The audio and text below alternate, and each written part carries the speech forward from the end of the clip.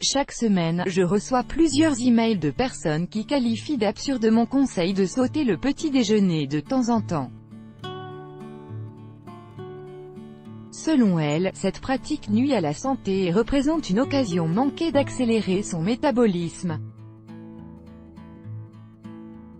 Dans cet article, vous découvrirez que la recherche scientifique réfute ces croyances. Vous pourriez être étonné des innombrables bienfaits du jeûne intermittent ou fasting. Voici notamment ce que vous y apprendrez, ce qu'est le jeûne intermittent ou fasting, en quoi le jeûne intermittent peut vous aider à maigrir, les 9 bienfaits du fasting, comment commencer à pratiquer le jeûne intermittent, 10 méthodes de jeûne intermittent. Qu'est-ce que le jeûne intermittent? Le jeûne intermittent ou fasting n'est pas un régime. Il ne prescrit pas que manger, mais quand manger. Il s'agit de jeûner délibérément pendant certaines périodes et de ne manger qu'à certains moments de la journée. La période de jeûne dure toujours plus longtemps que la période durant laquelle vous pouvez manger. En plus de vous aider à perdre du poids, le jeûne intermittent présente des bienfaits pour votre corps et votre cerveau. Il peut même vous aider à vivre plus longtemps. Source. De nombreux bienfaits du jeûne intermittent s'expliquent par l'augmentation de la production d'hormones de croissance humaine, Human Growth Hormone, HGH, et par l'amélioration de la sensibilité à l'insuline. Source.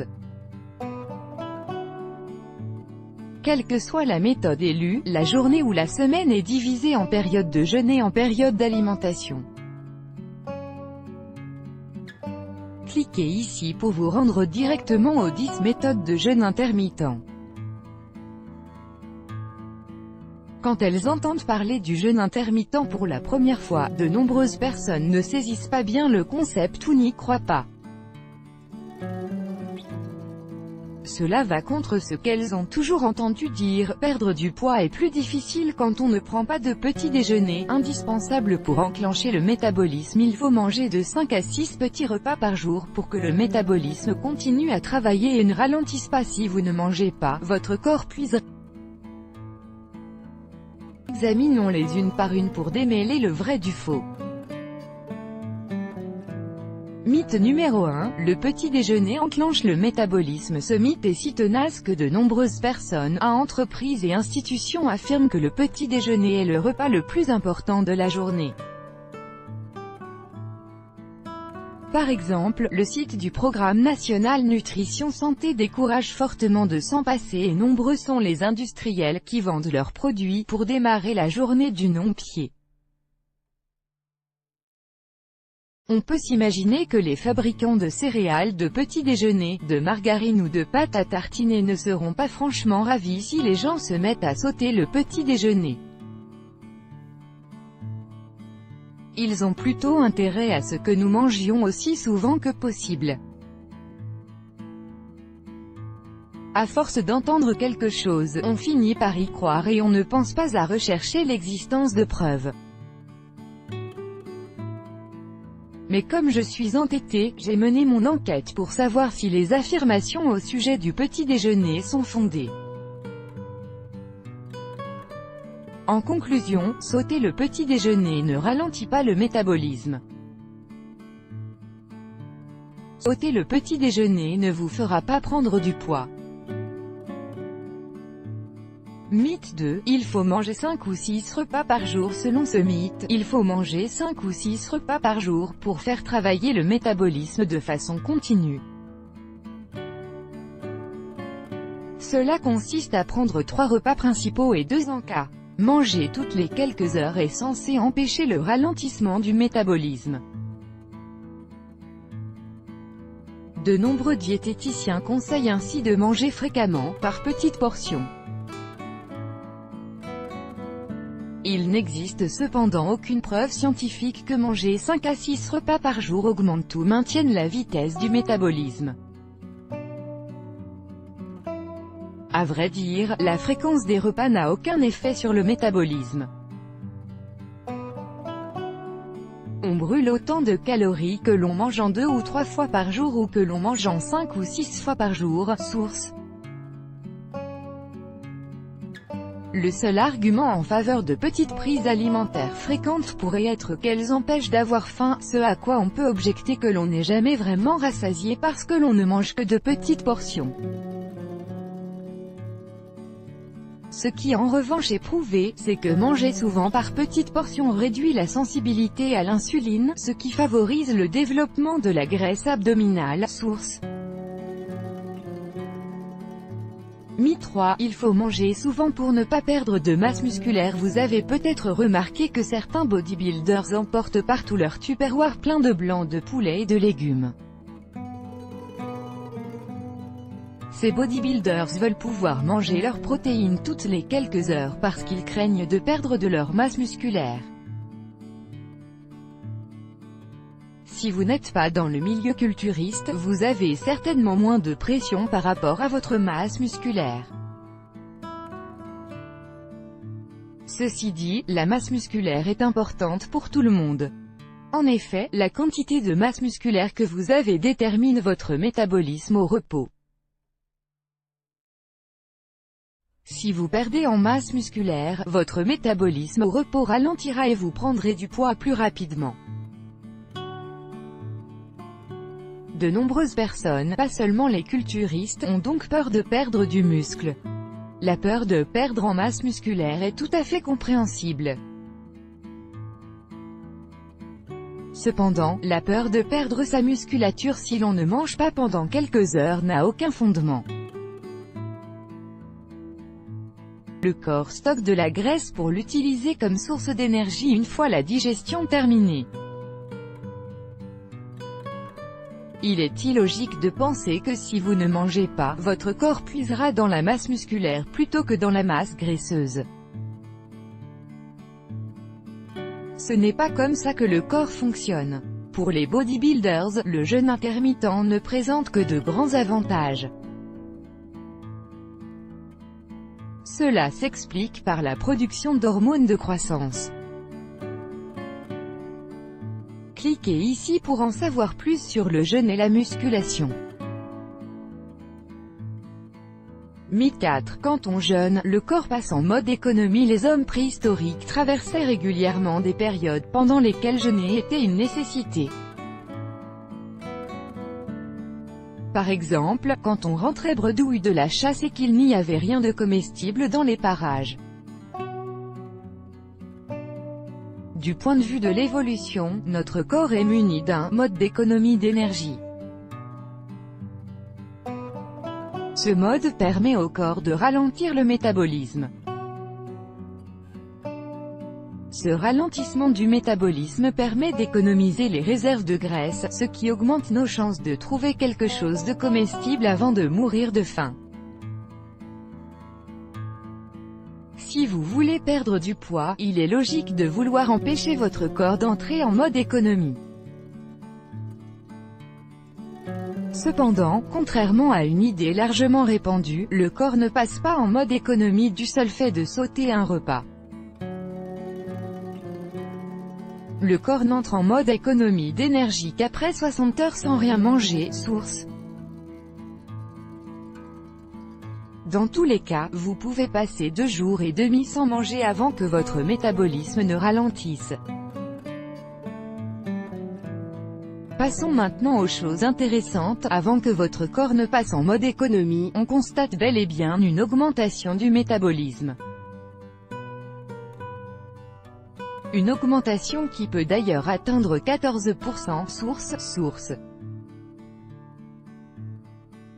Quand vous n'avez rien à manger, votre corps se met d'abord à fabriquer des hormones qui vous rendent plus actif et vous donnent envie de bouger. Cette caractéristique augmentait les chances de survie des hommes préhistoriques. Grâce à cela, les hommes partaient à la recherche de nourriture ou allaient chasser. Voilà donc réfuter les principaux mythes relatifs au jeûne intermittent. Bien sûr, cela ne prouve en rien que le jeûne intermittent permet de perdre du poids ou qu'il est bon pour la santé. ceci est pour plus tard. Le jeûne intermittent, un effet de mode. Au cours des dernières années, le jeûne intermittent s'est converti en véritable mode. Ce qui est sûr, c'est que pour le monde du fitness et de la musculation, le régime fasting est la meilleure façon de perdre de la graisse et de stimuler la croissance musculaire. Pourtant, le jeûne n'a rien de nouveau. À vrai dire, il s'agit d'une façon normale de s'alimenter pour notre corps. Au cours de ces dernières décennies, nous nous sommes mis à bouger de moins en moins et la nourriture est devenue disponible partout, tout le temps. Nous en avons désappris le jeûne. Dans le passé, la plupart des gens avaient un travail physique. Aujourd'hui, la plupart d'entre nous travaillent dans le secteur des services, assis devant un bureau. Quant à la nourriture, elle est disponible 24 heures sur 24, où que l'on soit. Vous trouverez toujours de quoi manger dans les distributeurs automatiques des gares, dans les stations-service ouvertes 24 heures 24, et si vous habitez dans une grande ville, dans les magasins ouverts la nuit. Nous ne sommes jamais contraints à avoir faim, manger dans la rue est devenu chose normale. Il suffit de jeter un œil au nombre de personnes en train de manger dans n'importe quelle rue commerçante animée. Au début du siècle dernier, ceci était simplement impensable. On ne mangeait que chez soi. À cause du manque d'activité physique et de l'abondance de nourriture, la résistance à l'insuline est devenue un énorme problème de santé publique. Selon un grand nombre de médecins, la résistance à l'insuline est la base de nombreux problèmes de santé tels que le diabète de type 2. Notre mode de vie moderne ne correspond pas du tout à nos gènes, lesquels sont adaptés au mode d'alimentation et au mode de vie que nous connaissions à la fin du Paléolithique, il y a 50 000 10 000 ans. À la fin de l'ère paléolithique, nous nous sommes développés pour survivre dans un environnement marqué par de grandes fluctuations entre les périodes de disponibilité alimentaire et les périodes de jeûne forcé. On pense que ces fluctuations nous sont encore nécessaires pour un métabolisme optimal. Le jeûne intermittent consiste à imiter la façon dont nos lointains ancêtres s'alimentaient. Une hypothèse est que les hommes préhistoriques ne mangeaient pas le matin. Ils devaient d'abord aller chasser pour attraper de quoi manger ou trouver des aliments comestibles d'origine végétale. On suppose qu'ils ne revenaient de la chasse qu'en fin d'après-midi, après quoi ils mangeaient ensemble. On retrouve ce modèle alimentaire dans les formes de jeûne intermittent qui consiste à sauter le petit déjeuner et ne à manger le premier repas de la journée qu'en fin d'après-midi. On associe parfois ce type de jeûne à une séance d'activité physique en fin de période de jeûne, laquelle simule la chasse. Une autre supposition est qu'à l'époque préhistorique, les hommes revenaient souvent bredouilles de la chasse, de sorte qu'il leur fallait parfois passer plusieurs jours sans manger en attendant que la chasse soit bonne. Il existe des méthodes de jeûne intermittent qui imitent ce modèle alimentaire. Ces méthodes consistent à ne pas manger pendant 1 ou 2 jours de la semaine et à manger normalement le reste de la semaine. Il existe un régime alimentaire basé sur l'alimentation des hommes préhistoriques, le régime paléo. Le régime paléo consiste à manger les mêmes aliments que les hommes préhistoriques tandis qu'avec le jeûne intermittent, il s'agit de manger avec la même fréquence que les hommes préhistoriques. Le jeûne intermittent ne prescrit pas d'aliments spécifiques mais il est conseillé de manger aussi sain que possible. Vous imaginez bien que vous serez bien avancé si une fois votre période de jeûne terminée, vous foncez commander un kebab frites arrosé d'un milkshake. Dans certaines cultures, le jeûne est une pratique normale. Il suffit de penser au Ramadan, une période d'un mois pendant laquelle les musulmans du monde entier jeûnent entre le lever et le coucher du soleil. Le jeûne intermittent pour maigrir. Le jeûne intermittent est très efficace pour maigrir. Source.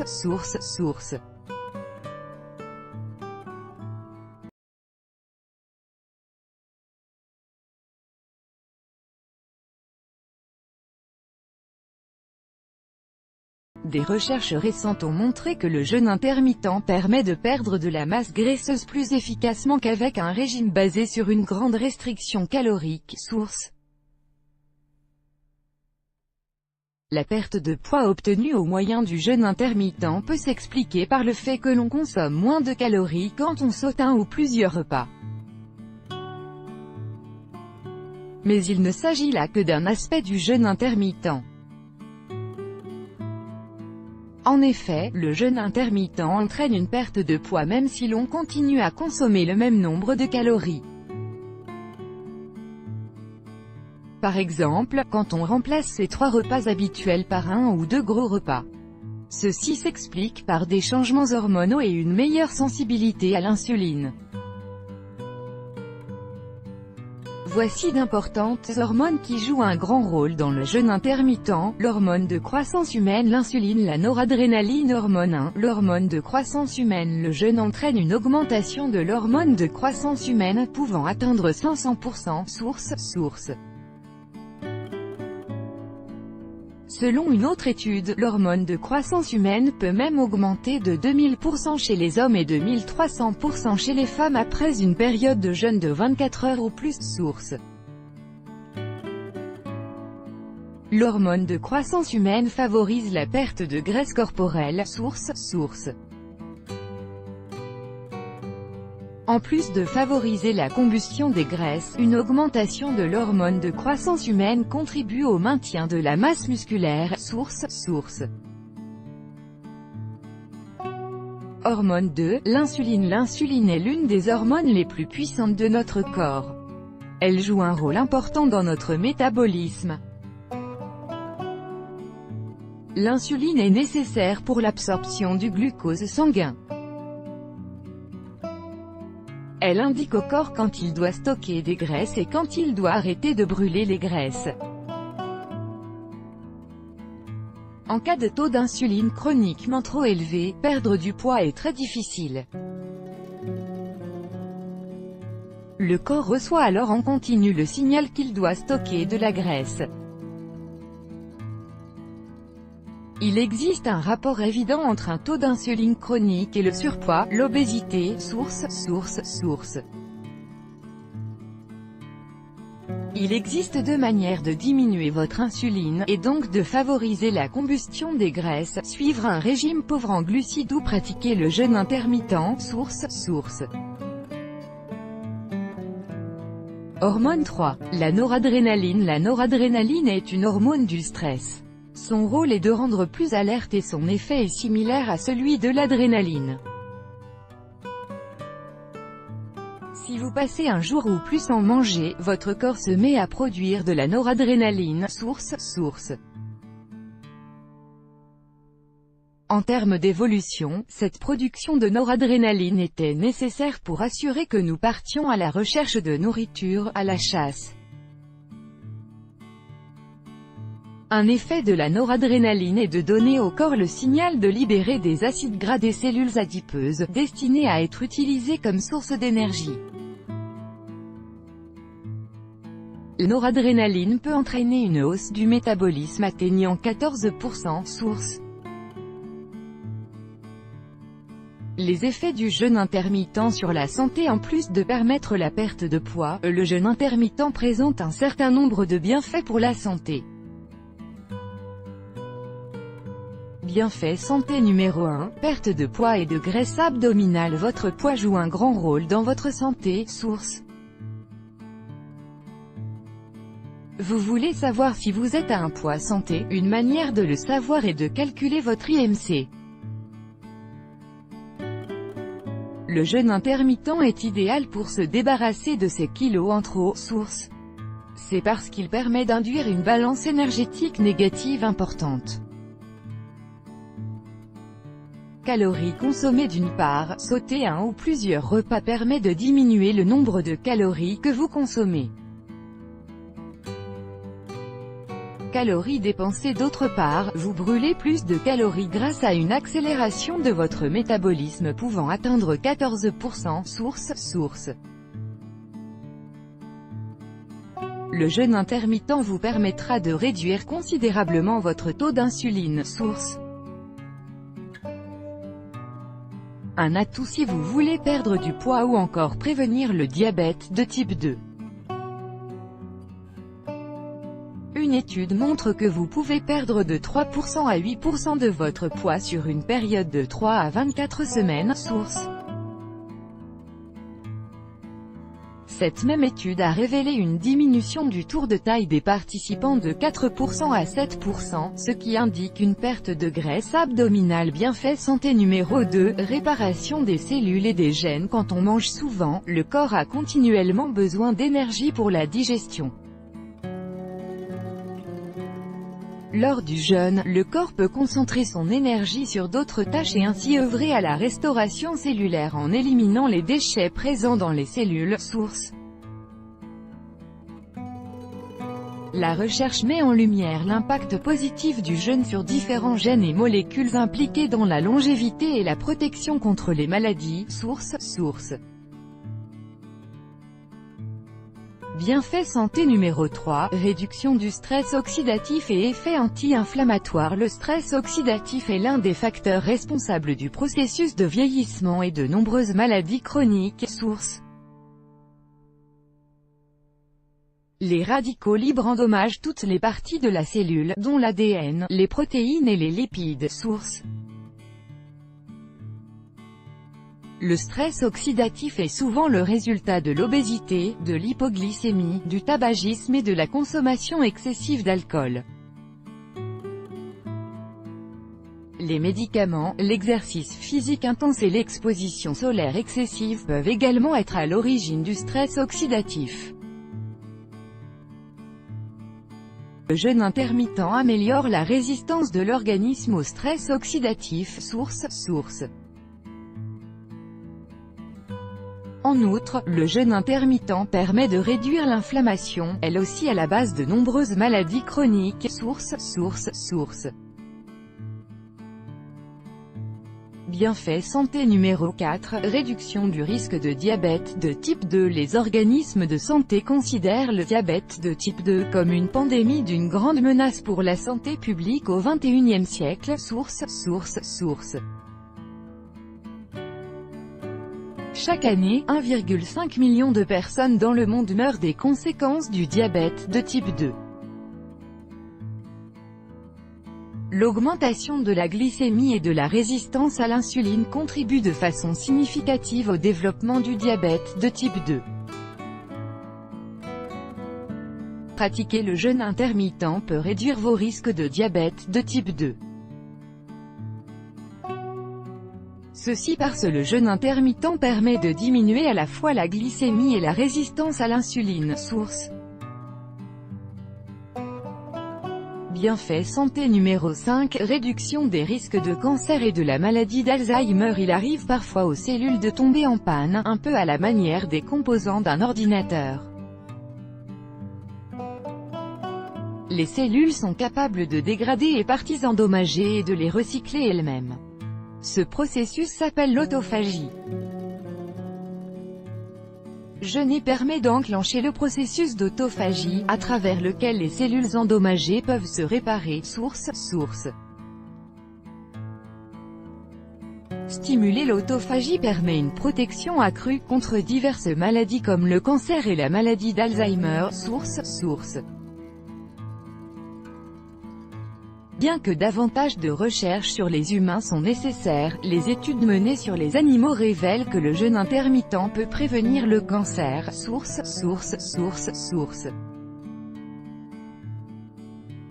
Une étude non exhaustive auprès de personnes atteintes de la maladie d'Alzheimer a montré une amélioration des symptômes lors de la pratique du jeûne. Source. Bienfait santé numéro 6, réduction du risque de maladies cardiovasculaires, une pression artérielle élevée, un taux de cholestérol LDL élevé, des triglycérides élevés, une inflammation accrue et une augmentation de la glycémie ont en commun d'augmenter le risque de maladies cardiovasculaires. Grâce au jeûne intermittent, on peut contrôler tous ces facteurs de risque. Source.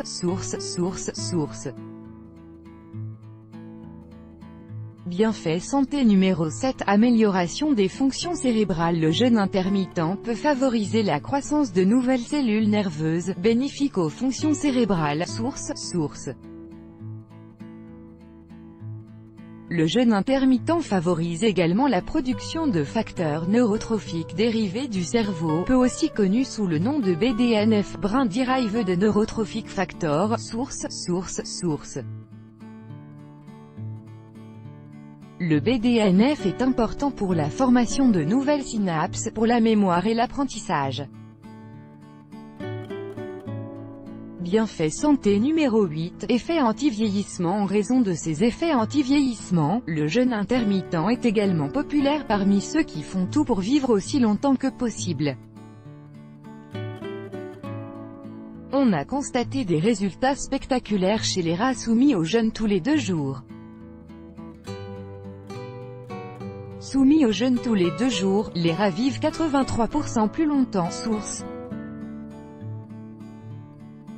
Il est prouvé qu'une restriction calorique est une méthode efficace pour augmenter la durée de vie. Des études menées sur des rats montrent des résultats aussi positifs avec le jeûne intermittent qu'avec une restriction calorique. Source. L'efficacité du jeûne intermittent pour prolonger la durée de vie de l'être humain n'a pas encore été prouvée. Cependant, l'influence positive du jeûne sur tous les marqueurs de santé, tels que le cholestérol, l'inflammation, le stress oxydatif, et les tests sur les animaux vont dans ce sens. Bienfait santé numéro 9, plus d'endurance et une récupération plus rapide chez les hommes. Jeûner peut augmenter le taux d'hormones de croissance humaine, HGH, de 2000% et chez les femmes, de 1300%. Source. Une sécrétion accrue de l'hormone de croissance humaine conduit à une plus grande endurance et à une meilleure récupération post-exercice. Comment se mettre au jeûne intermittent? La meilleure façon de débuter le jeûne intermittent dépend de votre condition de départ. Vous avez peut-être déjà lu un tas de choses sur le jeûne intermittent et vous avez hâte de suivre les méthodes des gourous du fitness. Vous voulez des résultats rapidement. Il existe une méthode populaire